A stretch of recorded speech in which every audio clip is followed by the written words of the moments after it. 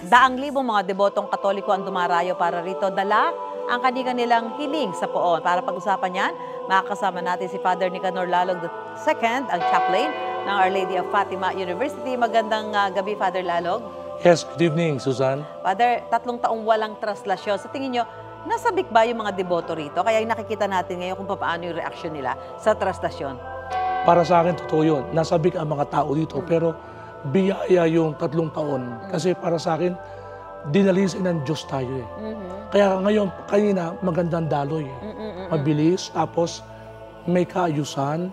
At sa tingin ko, dapat ito yung magpatuloy, magtuloy-tuloy, na pagkaraan 3 taon parang nadalisay yung ating pananampalataya at dumalim. Father, sa makabagong panahon, masasabi ba nating relevant pa yung ganitong mga pagdiriwang?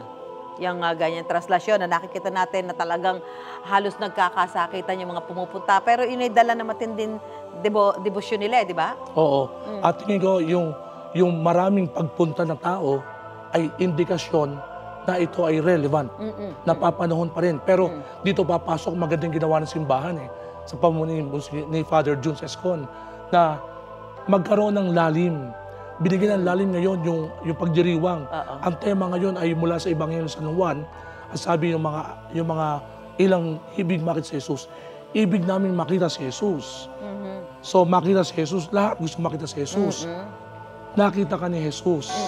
Anong tugon natin? Maipapakita mo ba si Jesus? So, ibig natin makita si Jesus, nagpakita si Jesus, maipapakita ko ba si Jesus? Sa aking buhay kabanalan, sa aking kabutihan. Napakaganda ng tema. Father, sa mga hindi deboto, pwede niyo ba maipaliwanag ang importansya ng ganitong aktibidad? Kasi kung titingnan natin, araw-araw namang nasa Quiapo yung imahen, di ba? Bakit pag ganitong pagkakataon, ganitong okasyon, yung traslasyon, parang iba, nagiging iba, parang nag-aalab ang kanilang pagnanais na mahawakan yung imahen. Ito yung sasabi yung devotion Unang-una, liwanagin ko, Susan, yung pong traslasyon, hindi po religious festivity. Ito po ay isang pagkakataon sa kasaysayan nang ilipat mula Intramuros patungong Quiapo. Sinalin yung pangangalaga ng Nazareno sa mga pari ng Maynila.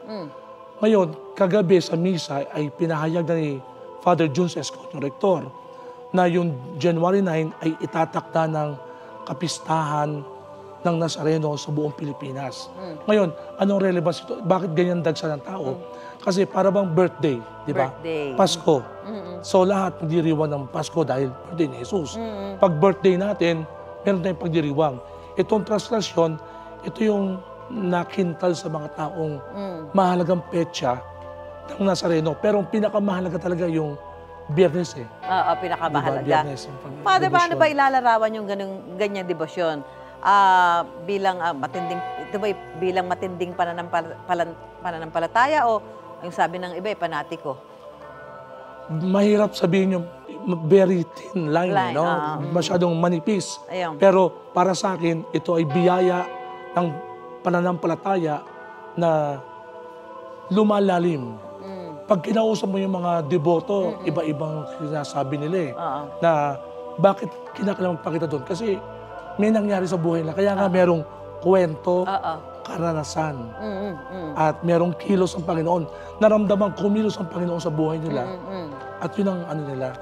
Yung ganyang klase ng debosyon at pananampalataya, sa ating mga Pilipino lang ba yan? Kanina pinag-uusapan, sa ibang parte ng mundo, mayroon bang ganitong klase ng pagdiriwang? Siguro sa ibang bahagi na kamukha natin, kamukha sa Mexico. Pero dito, bukod tangi tayo, ganyan pagdiriwang natin kasi unang-una, dito yung maliwanag sa atin yung paghahanap sa Diyos. Pero sa ibang bansa, sa ibang kalinangan, ang pakiwari ko ay hindi naman nawawala yun yung paghahangad sa Diyos. Kaya lang, iba yung expression natin. Sa Europe, hindi pwede kasi malamig, may snow. Diba? Dito sa atin, napaganda ng panahon Ano yung mga aral na makukuha natin mula dito sa ganitong pagsasagawa ng traslasyon, Father Nick?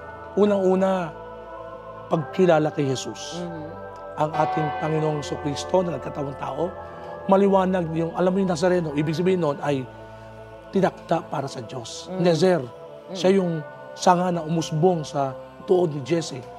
At ito ay paglalaan ng mga Pilipino ng kanilang panahon at pananampalataya sa ating Panginoon Jesucristo na siya namang ugat ng ating pananampalataya. Maraming salamat, Father Nick Lalog, sa pagbabahagi niyo ng kaalaman ngayong gabi. Yan pumapausaping kalusugan, isyong pantahanan at kahit kwentong pambata at kalalakihan, hindi ko pala alampasin yan. Thank you, Father. Thank you very much, Father. Susan.